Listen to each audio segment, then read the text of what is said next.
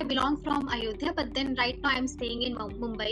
I work in Accenture as a data analyst. So it's been almost 7 years that I'm working in Accenture. Basically, my background is kind of related to digital marketing only, because in my graduation I did a bachelor in journalism and mass communication. It is not entirely digital marketing, but somewhere I feel it is connected to digital marketing.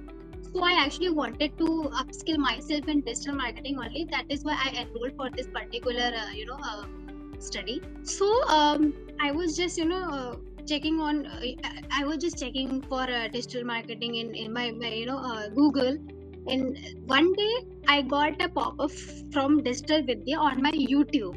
So back then I just put my initials, like my email ID and then contact number. So after few days I got a reply.